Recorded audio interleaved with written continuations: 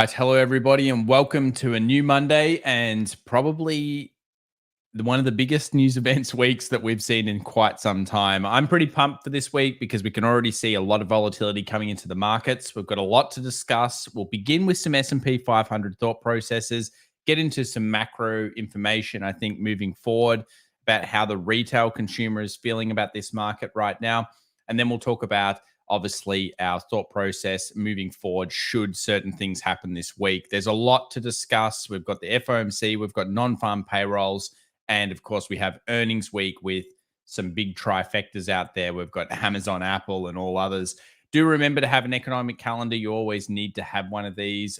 These are some of the expected moves heading forward into this week, January 30th, into the end of January as well.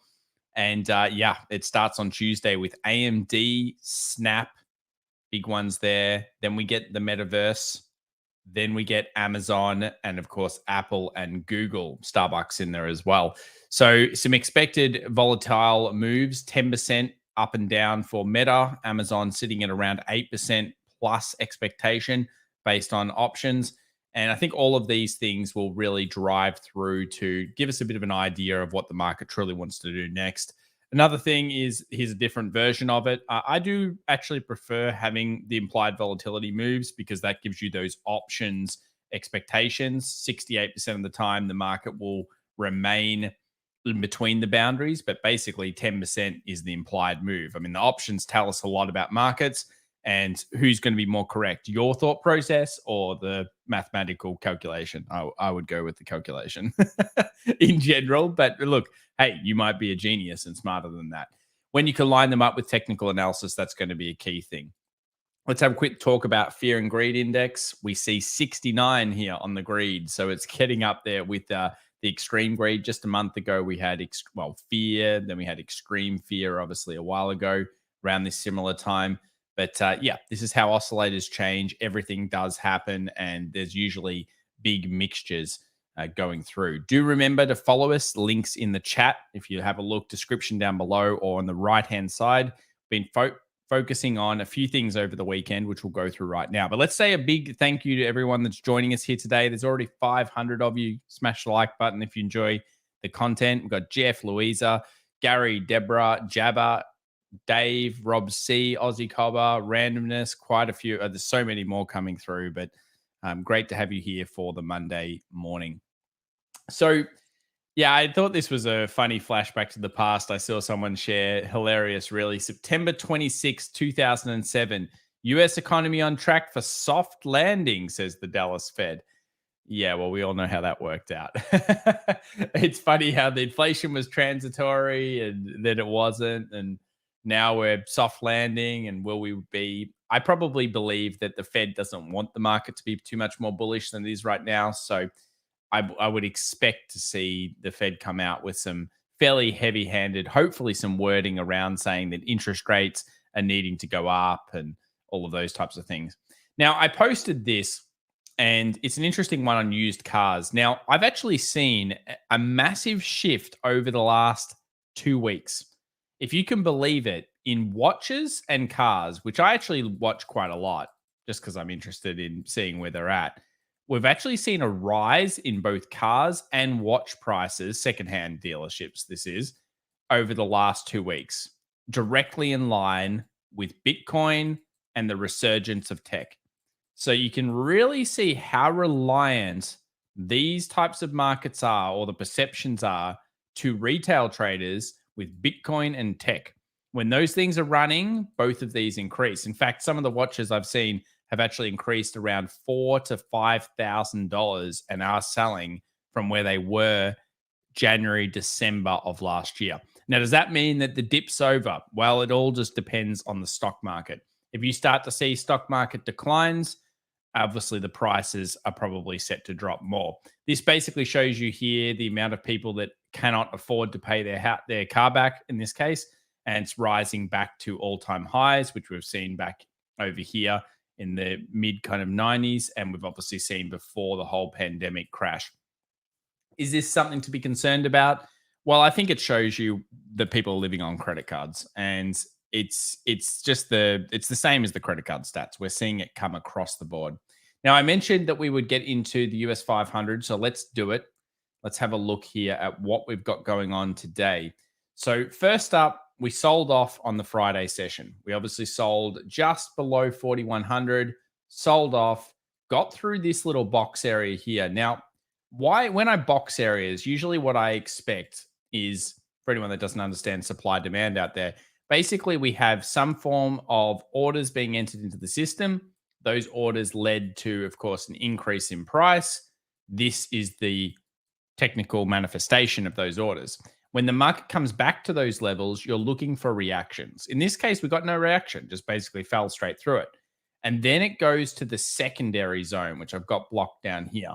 Basically between the daily close previously, 40.12, and around 40.27.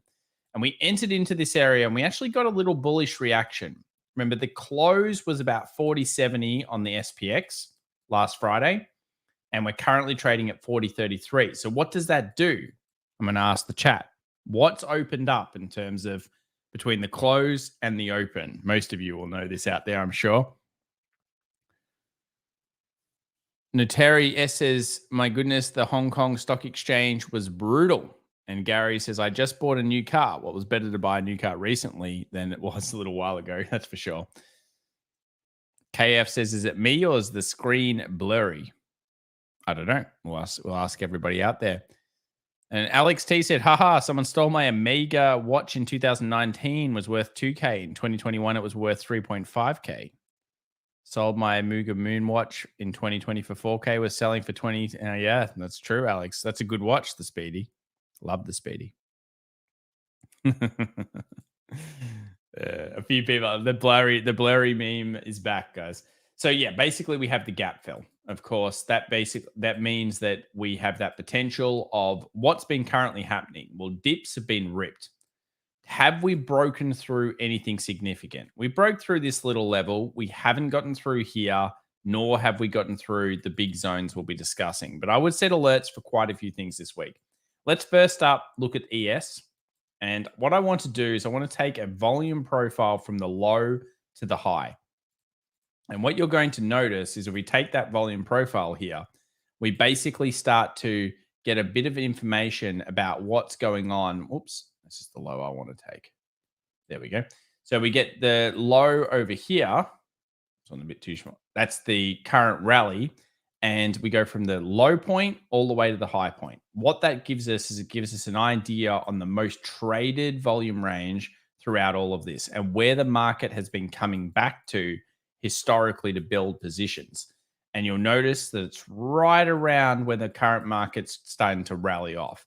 So that's usually a fairly good signal that you're finding that key area. We know that we've got the wicks here. We know that we've got our box range here.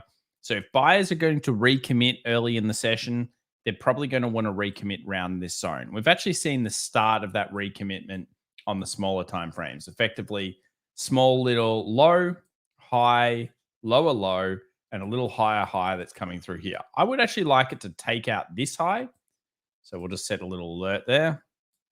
Or we'll put a line there so we've got it for later. This is, of course, using ES, so we know it's ES futures. And I'd like it then to pull back probably into something like this and then maybe look towards closing that gap early. There's still a lot of bullishness in this market. It's not going to instantly just crash. Usually it usually likes to grab passengers on the way down. So we're looking for reactions. We've got 2-hour closes. We have a doji. We have that wick rejection. And it's all coming off a very clean point that makes sense. Wicks, that's how we did it. We got this doji. We put a box around this. And then that's how we created a zone there. So it makes a lot of sense that this is an area of interest. And it's a pretty serious area for intraday traders to have a look at. Now, if we get back up to this level, 40.70, what happens there? Well, that's where it's very questionable. We know that there's a lot of news this week. Did we take out significant lows? Not really. We haven't taken out that level yet. We haven't taken out the more significant zone, which is down here yet. So we don't know that this market wants to go bearish yet. We just do not know that. I've had a suspicion that somewhere around this zone, there could be bears recommitting. And that's just because we've hit this key critical level and FOMO is coming back in. But there's quite a lot of slightly higher zones going across markets that might need to be met. Maybe Tesla is something we'll look at later on today's stream. Just have a look at how big that rally's been and whether there's more to come. So we have in the weekend video some stuff that we discussed on the SPX. Let's go over to the SPX here. So here it is, the real market. We know that we have an unfilled gap at 4070 today. We still haven't filled the 4113. And if the market actually goes past, I believe it's probably about 4150, that would mark from the bottom to that level, if you actually take the futures market, about 20%. Now, once markets return around 20%, technically that's the end of the bear run. So over here, we didn't quite get it. You can see how close it became. So somewhere very, very close soon, a technical new bull market will actually be entered. So the end of a bear market, an entry of a new bull market is usually a return of about 20%. That's what theoretically the technical term is. So we do need to be mindful of that. But I've got some key zones up here. And actually the biggest level, should it happen, and should you still be trading and willing to get involved, the actual biggest level, I believe, is just above these highs. Now, I don't know it's going to go there. I absolutely don't. But what I am suspecting that there's going to be, if it does get to that point in the future, there's going to be a fierce reaction off that zone. Somewhere around that 43, 30, 40. Just in case it gets there, you've got to be willing to realize that that will be taking all of these highs, and there's going to be a lot of squeezes that get put through should that happen. So we've got the 41.13 just in case we get up there, and then we have all these gap fills and up here. Now, I asked the chat this question.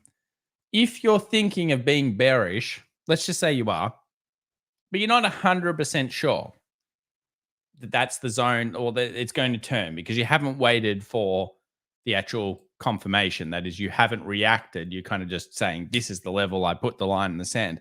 Would you do it? Would you short that with a futures contract, a CFD for anywhere else in the world, or an option? Let's see what you guys think. By the way, thank you very much to the almost 1,000 people joining us already for today's session. It's going to be a very, very volatile week. So we've mapped out a few things. We've mapped out gaps. We've mapped out previous highs. We obviously know if the market does rally into these zones that we can start to reassess. Watch the daily show. I'll be covering it as much as possible. And today, although it's coming in red, it's hitting a critical zone in the futures. Go back a few minutes if you're just joining us. We covered that there. Here's the expected weekly highs and lows. I do have a question for the chat. Do you guys like these expected weekly highs and lows?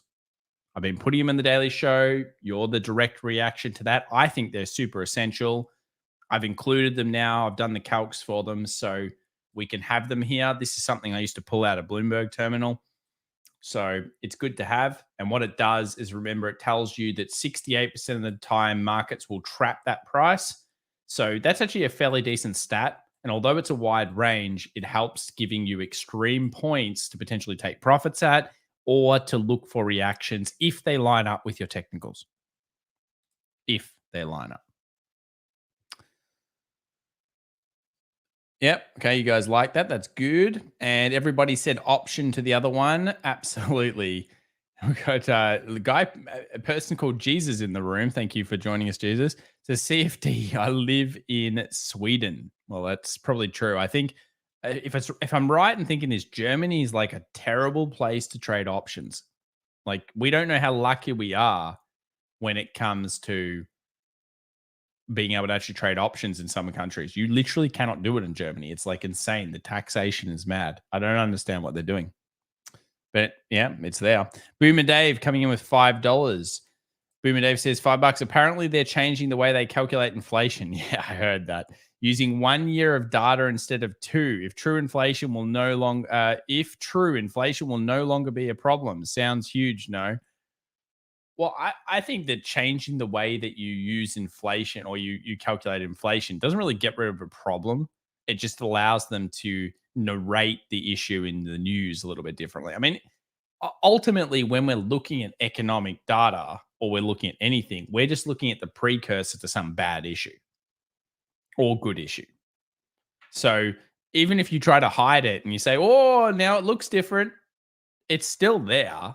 Okay, it looks different. We don't know about it. We forgot what a recession was. All of the, I mean, that's what they've done. We don't even know what a recession is anymore, let alone what inflation is anymore. Yeah, it's dodgy as. Thank you, Boomer Dave. But I don't think it changes the underlying problem. You can't just strip the problem away. It's still an issue. It's still happening. It's just that they don't get to talk about it as much in the news. Now, people want the norm. Oh, you guys want the poll? Okay, I haven't said too much so about directional this week. So let's see if we can get the poll going on. I'll load it up for you guys right now. But they're the expected weekly highs and lows. Make sure you book them and have them on your charts. And I've done them obviously for Tesla as well and a few others. I usually just do them on the ones that are getting the most amount of options throughput, which is always it's always going to be that S&P. All right, let's get this poll going on. Let's see whether you're bull or bear this week. Here we go. I'm going to be very interested in this one. All right, let's see what you guys think. I believe in you all, though. So I believe that whoever you're all going to pick the correct thing, yeah? There might have been, is there another donation that I missed? I don't think there was, but yeah. Thank you very much, Boomer Dave.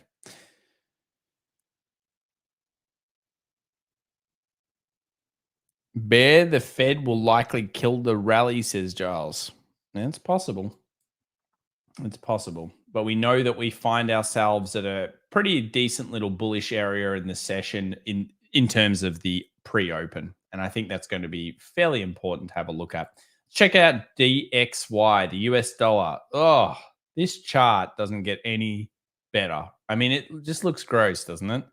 It's like a market that can't make a new low, but it keeps making series of lower highs. Um, I caution in here at this stage. I think it's very, very tough. And what that basically means is that we don't see anything strong. But I wanted to talk about if the DXY, because I didn't actually use this in the video, and I probably will bring it up. What if the DXY gets a bit sneaky? What if it pushes the narrative down into these hundreds and hits into this structure down here? If we do see the US dollar get busted, it'll move towards the next level of equilibrium. And that next level is going to be most likely underneath parity, because at that point, people will lose their minds.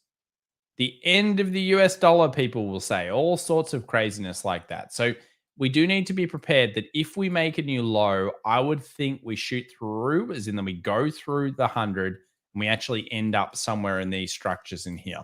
And I'll do the video, so make sure to watch tomorrow when I talk a little bit more about the DXY and what I think it's going to do, because I think it's going to be pretty important. Words of the week, quantitative tightening, says Jeffrey Grimm. Everything is way too hot. Remember, markets can go a little bit more ballistic than you think. They can push you to despair. Think about how you felt that day inflation came out. The market went to 3,400 and something on the US SPX. And then all of a sudden it returned all the way back up and blew you out of the water. You know, that's the type of thing where if you look at these markets and this day here, that's the capitulation. Tesla a few weeks ago hits that 110, 106. Everyone sells and tries to buy puts.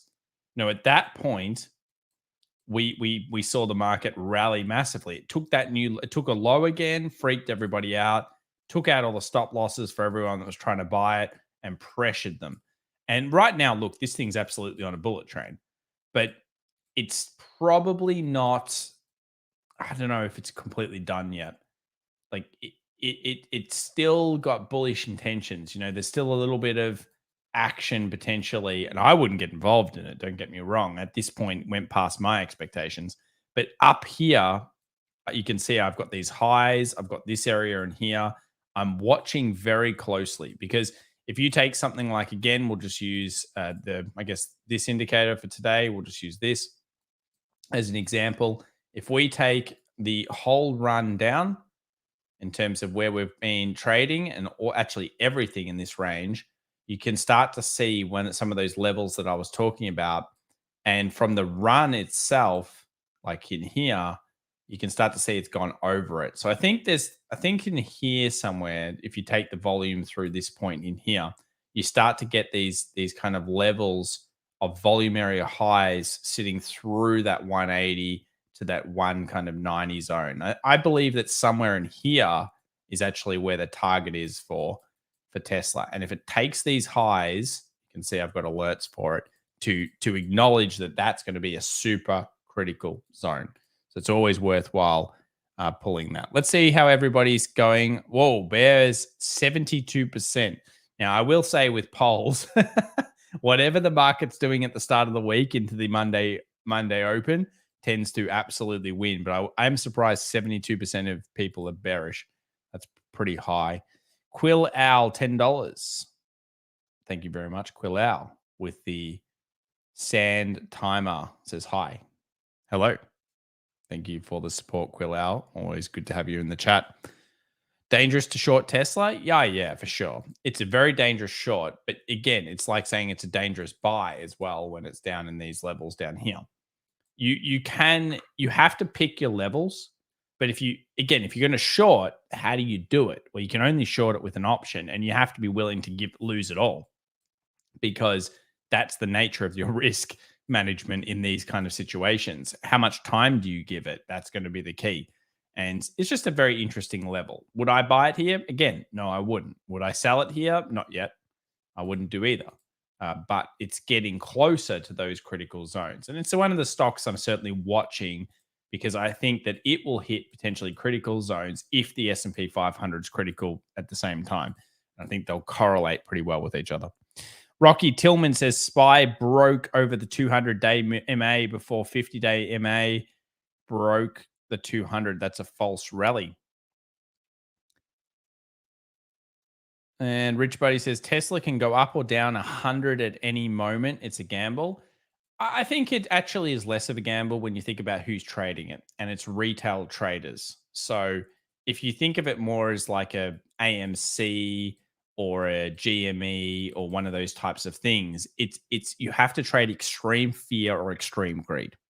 And that's really the only way you can look at it. This stock isn't in hyperactivity bubbles anymore like it was over here, where it had disconnected from reality. This looks to me like DCB, like is in dead cat bounces. That's the type of reaction you expect in dead cat bounces. Incredible aggressive action followed by extreme FOMO, followed by, can you spot it? Now, I could be wrong, and that's why you use things like options to protect yourself, but you have to be patient. I really wanted to say this to everybody here. The number one thing I've seen, I've had the luck, maybe through YouTube, through being in this field for longer, through managing funds, all those types of things I did, to be able to talk to some pretty rich dudes. And those guys have obviously managed billions of dollars. Now, why is that giving me interesting insight? The interesting insight, not only are they got really interesting ideas because they're managing that kind of money, but more importantly, they all have one similar trait. And I can tell you that trait is temperament. And I really wanted to say that today to everybody. Temperament. It may only sound like a word, but if you truly live that way in the stock market, you will do better. And why I say that is because think about Buffett, think about anybody. Even though they're investors, Druckenmiller, my favorite investor trader guy of all time, pretty much, they all have very similar temperament statistics. They don't really read into the news too much. They look at it, they look top down, and they say, is something wrong here? Is there a misprice, or can I see it? And Druckenmiller uses charts. So you can't say he doesn't use TA. He does use TA. He looks at things, he looks for extremes, and he moves it. And that tends to be a very good swing trader mindset. BTC is flashing down. Let's have a look at Bitcoin. Bitcoin's actually interesting again. So let's have a look here. So you say it's flashing down. It's basically dulling off the alerts. Obviously, I've got a top end high alert just in case. But yeah, look, till Bitcoin gets underneath this level here, 22,289, I don't believe it can move to its next zone. It's still bullish. I want to be able to say, oh, it's bearish. Look at this. It's so bad. It hit a critical zone. I mean, if I was in it, probably T-scale personally. But, ultimately, I'm not being able to call it bearish yet because you haven't seen some of those closes. You can see here the wicks. The wicks are big. But yeah, Bitcoin, I haven't really changed my opinion. If I'm wrong on this, I'm wrong. I obviously thought that actually around this time, I said probably last year about September that I thought Bitcoin would see its lows before Feb, March of this year. So might be wrong, but the general lows I expected were obviously 83 and 86%, which took us to, I believe, around 11,500 USD to 9,500 USD. Now, is that where we're going? I don't know that's true. That would probably require a 3250 SPX, like 3250, SP 500. But what I do know is that there's no sign yet that this thing is super bearish. It's in the critical zone. It's hit it, but we haven't got a new low. We get a new low. All right, we can talk about technicals from that point of view. Curious to see your opinion of NVIDIA. Yeah, we can move over to NVIDIA. There's no problems with that. It's one I wanted to cover anyway. So let's have a look at NVIDIA. Now, oh, this stock is super interesting. So, what have we got? Everybody can see the inverse head and shoulders. Left shoulder, head, right shoulder. Everybody's seeing that. It looks like a neckline break and it looks like a trend line down break. It really is so critical for a stock like this that it basically would fight. I would say fail around here if it's going to fail. And that little zone there is probably the one I'm looking at. We have a lot of supports. We obviously have resistances. And in some ways, the structure from both the 220 and this level both, make you really say, okay, how's it going to interact with these zones? You can see it's down 1.89. If I go to a 2-hour, little sell off on the Friday, look, all intensive purposes, you would see this chart and you would go bullish. But I also know February is one of the worst months for the tech stocks in the US history. That's the bad month for tech stocks. I mean, obviously September well known as well, but February is well known to be very bad. We are at critical. We've rallied very nicely. I like this stock, but full disclosure, to me, this was basically, my I'll chop it up kind of zone, and I would wait for more. So the weekly was great. Don't get me wrong, close in the week. I'm not prepared to probably hammer Nvidia anymore. And the main reason is because it's now not down that much compared to where it was. It was $100 down from 340. Remember that. So a lot of rallies going on, and the US 500 and Russell 2000 and Nasdaq, they're all at criticals. So we're still not quite, through a lot of problematic zones. Look at the Russell. The Russell's still in that critical area, and it still has more to go. Nvidia is just a great stock. That's why it keeps coming back like a beast. But yeah, it does tend to run, and I like where it's gone so far.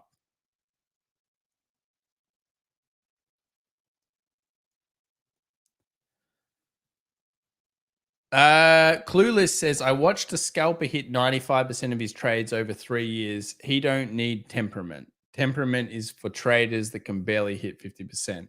Well, theoretically, that person would have really good temperament, man. They wouldn't feel emotions.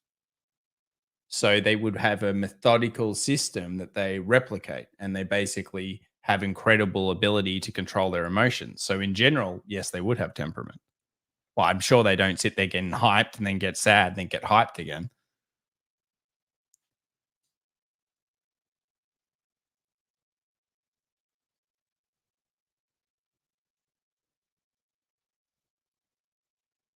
Missing the tickers. Yeah, that's just that other screen. It didn't have it. But it's an interesting comment.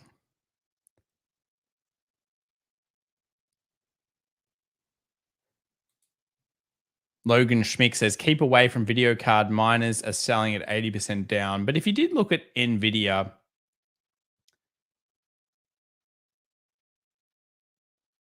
It didn't really it didn't suffer as much as you'd think during the BTC crash back in 17, 18.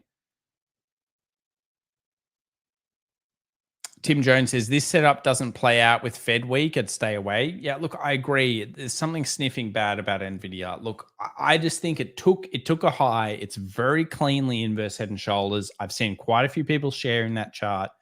So to me, it's I don't like I don't like that kind of thing where you see the unknown too much. Let's have a look at GDX. Yep, absolutely. I have liked gold miners a lot over the last couple of months. Now, I've said a few times that I thought that this should be the end. And look, I'll stick with it. We're just finished Jan. I don't like gold into Feb usually or March. It's not really the time for me. Absolute beautiful levels were hit. Perfect, perfect. I do like gold very much, but I also think that you have to realize what just happened. Back over here, back in November, we were getting a bit wild on gold. I love this is a beautiful accumulation. If I was taking a snapshot, that is an absolute stonker of pretty much Wyckoff accumulation. It's a beast. It has a lot of the things I like about Wyckoff. I love that. I love the take. If you were patient here, yeah, it's a beast mode. Very, very nice. But yeah, I think it's done what it needs to do. It historically runs well into Chinese New Year, tends to weaken off a little bit after. Get DXY getting stronger this AM? Yeah.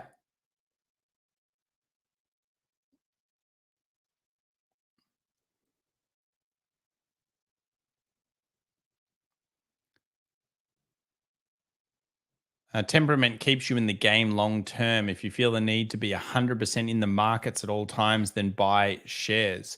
If you want to make mad returns over the time with a few trades a year, it's options. Well, yeah, I mean, that's right. You can, it won't be mad returns, but it'll be pretty good. Psychotropic Thunder says, what do you think of play with the natural gas looking interesting, playing futures ETF arbitrage? Yeah, look, natural gas obviously down again today.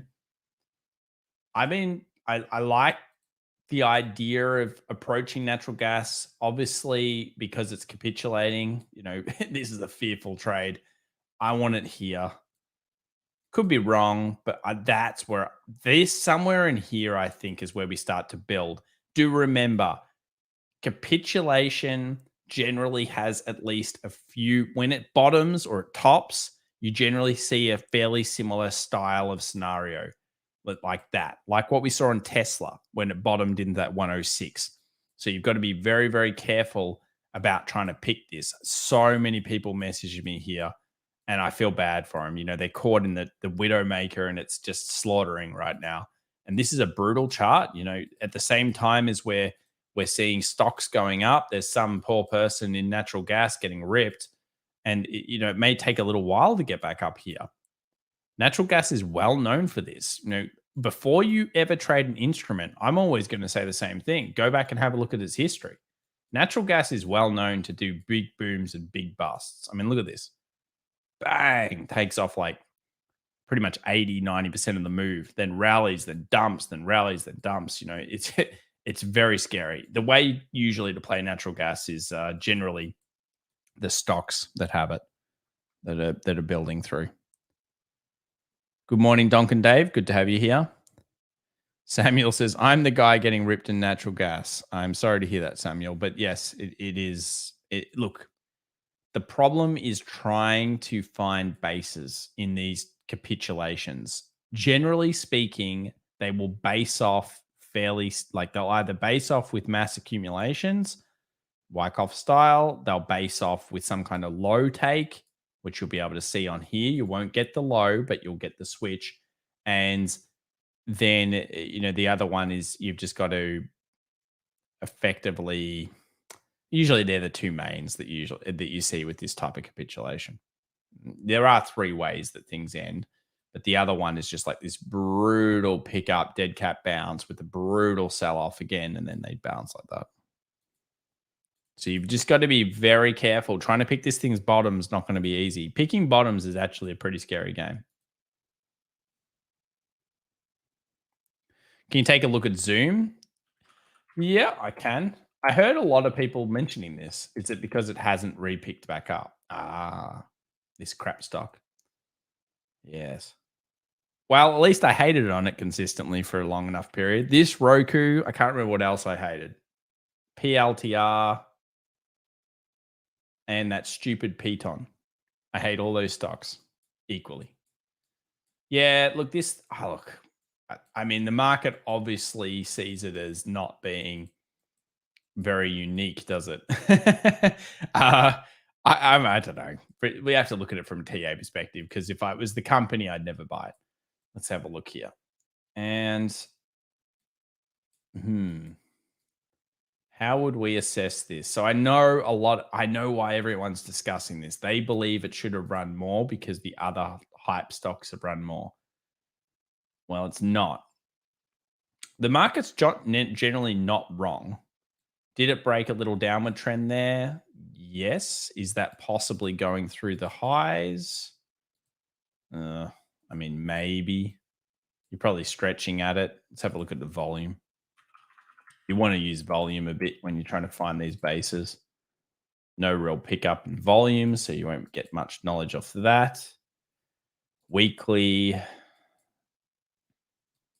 has a close above 2 dojis, so it's fair to think that that's okay. Probably back into these levels is what you're aiming for. Would I do it? No, but I have no interest in this stock, and I just don't think it's a strong enough replication. Why do I hate PLTR? It just didn't make sense to me back in the day. I mean, I don't know where it is now. It obviously has earnings and stuff. Just everybody was so obsessed, like it's the earnings story. It's so great. Whoa. Yeah, people really like this stock. I remember we had to cover it every day. Yeah. Shailesh Patel says Tom looks like it's completed the fifth wave. If you're talking about Zoom, I guess. Yeah. I mean, Elliott wave theory guys will be looking at it. I guess it's yeah.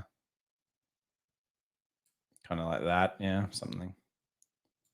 Haven't really done it well.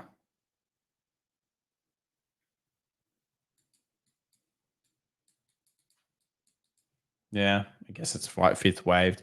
Look, it's underperforming. It's down in the lows. Did it take the low? No. Would I have preferred it took this low? Yes. I would prefer it takes these lows.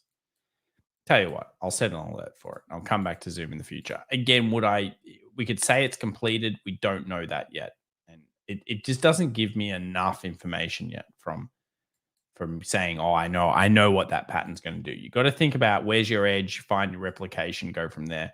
VIX spiking 19.77. Obviously know that we've got some big tech stocks coming out this week. You can't really dislike most of these tech stocks. You can see Amazon right at those highs, getting ready potentially for the breakout to fill that gap. So there is a gap clone. It's actually two gaps, 115 and 110. Expected volatility. I'll update this as we get closer. So what I'll do is I'll take the closest options for the weekends for Amazon and I'll give you the expected ranges for those. So make sure to subscribe and I'll chuck them in the daily show for sure. But yeah, Zoom, it's probably on that. Yes.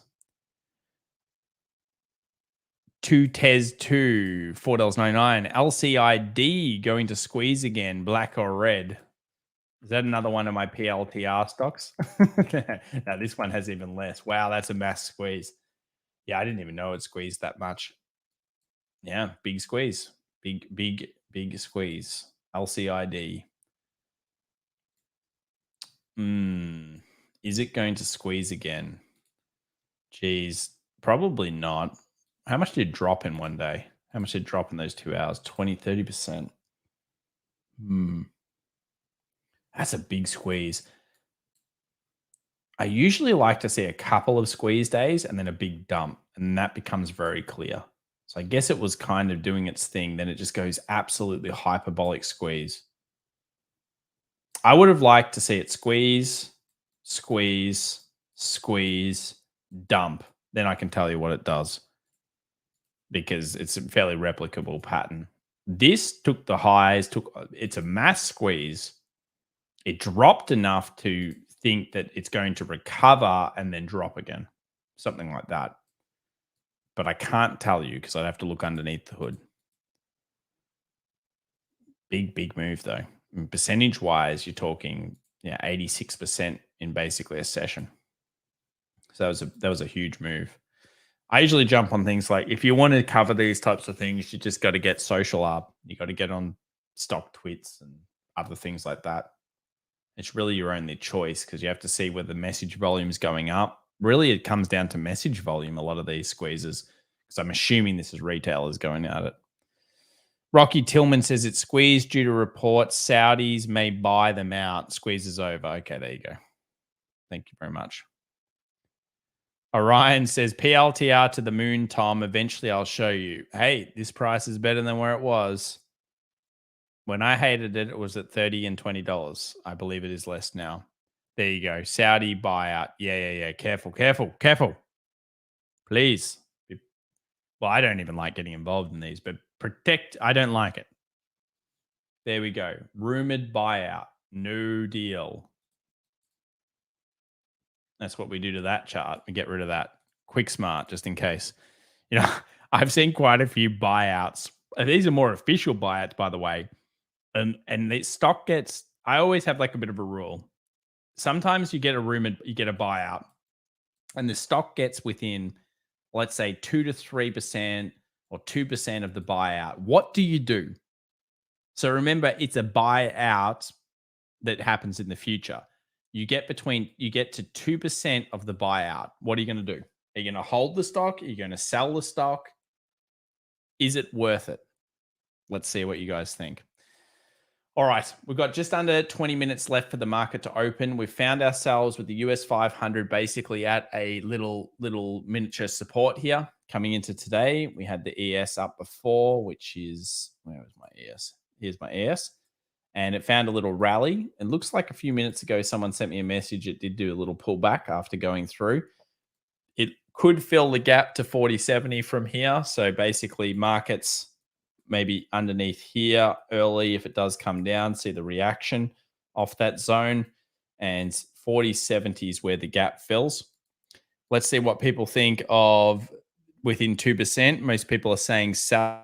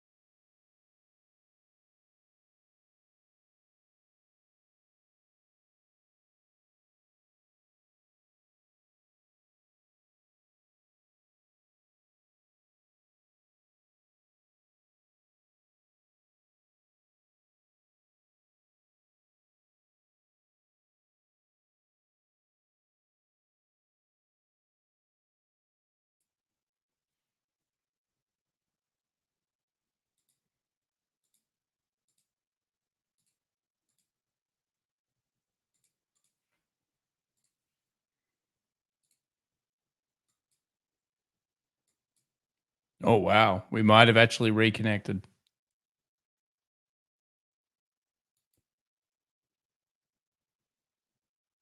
All right, guys. It looks like we're back for the open. I didn't expect that. I actually messaged Dave and said it wouldn't come back up. But yes, that was the National Broadband Network, basically scam of Australia, going down. Once again, just sending me messages. Oh, we're not going to get back till 6 a.m., they said. Well, anyway, about 3 minutes later, we're back on. So don't worry, guys. We're ready to take it into the open. Thanks for sticking around if you did. It looks like it's all connected, though. Can you all hear me? Okay, good. We're back up. Andrew Keith says, Tom, how many Chick-fil-A burgers do you want? 7. 7 Chick-fil-A burgers. Don't ask me why I want that many, but I think I do. I will be over in the States as well as of, I think it's September this year. So I'll be coming over for obviously a conference we're going to have in Vegas, which is going to be awesome. And also, I'll be jumping around a couple of states. I've got to come over and see the great old US. Yeah. Need to go to the New York, need to go to probably the Miami. I'm sure I'll be in Cali at some point, Vegas for sure, and then some random state. I'm not sure which one I'm going to pick, but probably something else. So anyway, I hope to meet quite a few of you out there. It'll be awesome. And if you come to the conference, obviously I'll meet you there as well. So more details on that to come. Anyway, let's get back into the market and talk about where the hell we're founding ourselves out, because we know that the US market has obviously dropped here early, and that is causing everyone to freak out. I'll just quickly put the watermark on because a few people asked where the hell that was. And at the moment, we've hit into a critical zone. Go back, watch the first 5 minutes of the stream. Don't worry, we have the whole thing covered in there. I did want to jump over though to talk about yields, because look at these yields. US 2-year yield has risen to 4.235, so 4.253. I mean, ahead of this week's Fed stuff. So we've got the FOMC and non-farm payrolls. Yields have risen with this rally. Not a great sign. Dumb money theoretically is inflowing with this money. So that's a big deal. Let's have a look at the US 10-year. US 10-year again flowing up. Copper still at a super critical. You want to know why I think copper is so critical? Check this out. You get a POC sitting over the top of this pullback. That is an extreme zone leading into Chinese New Year. Now, remember, they say, and we're about ended now, Chinese New Year. So they say that copper is the health of the economy of the world. Well, so far, it's looked like it precursored the rally of the stock market. What if it drops? Question mark. Something we should be paying attention to. Copper certainly, I think, will be on my watch list for the next coming months and weeks. Cold Steel coming in with $5 says, what do you think of AMC? We'll check it out in a second. Thank you very much, Cold Steel. Appreciate it. And I'm not sure if the poll ended, but basically we had 70% of people going bearish. Wow. Makes you think the market's going up, yeah? That's a lot. That's probably the highest statistical. Either you guys are really smart or everyone was just put on by today's red start to the session. US oil, let's quickly cover that. We always do. US oil tapped into a little demand area this morning, and that is now at critical. So we basically need oil to hold up. Did make a new low, which is interesting. So the reaction off this will be very important. I'd be looking now to see it take out this level, which is the 879.83. And then ideally at that point to basically start its move back up to effectively like an 82.50. And then hopefully if it gets above there, keep moving. Now, copper could ruin oil. I have kind of flipped at around 77 to go from bearish into maybe bullish or flat with oil.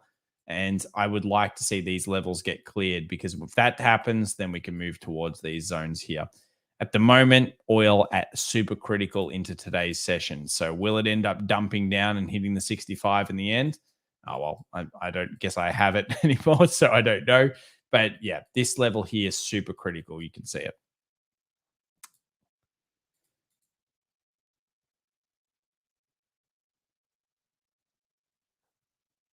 Jeremy says, no, we're really smart, I tell you. And Salt Life says, okay, guys, 69% bears. It's time to go long.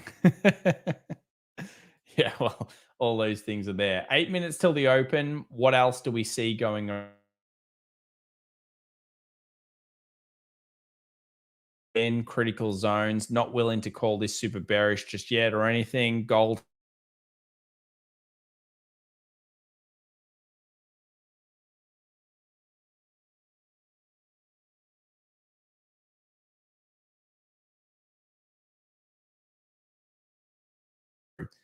Now, I'm not sure if I'm dropping here, so I apologize about the internet. It's just shocking. This is the nature of Australian markets at the moment. Am I still there? Yeah, I think it's dropping, guys. They probably weren't wrong. We'll see whether we can hold through to the live, but I do apologize about today. It's not my fault. It's something that must have hit the lines because they sent me some emergency. It's like getting shut down. Regardless, nothing I can do about it. So let's keep moving through. We've got the gold. It's dulling. Again, these levels. Watch this zone, the reaction here. If you're thinking of going bullish on gold and you're going, oh, I like gold again, I'm really wanting to know it break through the 1935. And once that happens, then probably keep pushing for now. That will most likely coincide with weakness in the US dollar should it happen. We don't know yet. But remember that DXY continuously making a series of lower highs. We're looking for that to go actually bullish. It hasn't done so. It's still theoretically in a downward trend. I think that's pretty important here. IR Impossible says get Starlink as a backup, maybe. I have considered that, yeah. I think actually Pyro might have Starlink now, so I'll see whether it works well in Australia. I've heard it does. So yeah, Starlink, something I am considering. I could theoretically probably connect the phone as well during these streams as redundancy. So I'll probably do that in the future. AMC, do I care about this stock right now? Well, you've asked me, so I guess I've got to talk about it. I look, I don't like squeezes. I never have. I really never have. If you're looking at a stock like this, it is kind of like gambling on social arb. It isn't back to this 4. I would think AMC should mostly be here. And then possibly you could see rallies. I can see why it did rally off this point. It basically did an island. That was a great trade in itself. I don't know if you have edge here, but if you were going to trade AMC this was a perfect little island build. Builds an accumulation position, gaps up, begins a crazy rally, everyone gets hyped on it, dumps off. And that's probably what you're looking for a little bit with AMC. I think when you go through it, you'll find a lot of the time when it does these little rallies up after getting sold for a while and has these big days on it, AMC tends to trade off the hype. So if you can see the first day of run, that is, it comes out with a big strong one, usually it has a little bit more in it, which lets you at least protect your position. So even here, when it dumps and then it has that big rally, the next session does. But when it's accumulating position, then it comes out with big guns blazing. It tends to run that next session. This is an interesting one. Didn't quite run the next day. But yeah, I think statistically, it would be when you get that big green candle that probably goes like 4, 5, 6, 7%. You'll see the chat boards light up. Everyone will get wild. Stock tweets message volume, again, something you can look at. I don't really play that one. Kevin N says shop had a huge breakout. It did. It went psycho. It moved out massively. 4 minutes till the open, guys. We'll get back over to it. So I think there was the funny business with the New York Stock Exchange here. It's a big breakout and very significant. Look, you cannot hate that chart. It wiped this top off. Unless it goes super bearish today, it looks like it's out. And it's been building for a long time. I've actually liked this chart for a while. Again, very, very similar to NVIDIA, pretty clean inverse head and shoulders.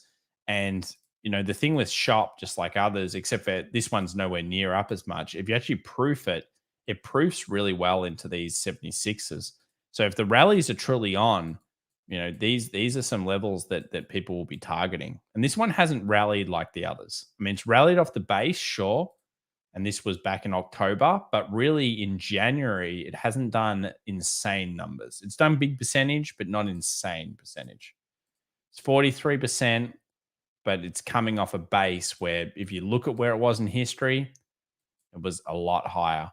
So yeah, a lot of stocks, I believe they're not even trading on their technicals anymore. I think all of these will come in with earnings, and this week's earnings, remember, is going to be the thing that breaks so many of these stocks. What's happening with the earnings, and get your economic calendars out, because you've also got the FOMC meeting, ISM PMI. Wait, not that. You don't have that. I was going to say, what is that? Got to go forward, guys. Forward, not back in the future. Make sure you have it set up to the right dates. I was thinking ISM. So there it is. There's the ISM PMI, JOLTS job openings, FOMC, Fed's fund rate, press conference, obviously expected 25 basis points. Imagine if that was 50, then everyone would go psycho. Then we have all of the central banks, some big ones here. We've got Bank of England. We've also got Euro monetary policy statement, the press conference for the European Union. And then we finish off with non-farm payrolls and ISM services PMI here for the US. So it's a big, big week. I mean, I cannot think of a week bigger in economic news. These are the ones where you've got to be very much on risk protection. Options is way of risk protecting. Obviously, there are other methods and means, but yeah, something to be important for. We find ourselves into the open at a key support for US 500 small time trades, and that's right around in these areas here. If you go to ES futures, where's our ES futures? Probably lost them.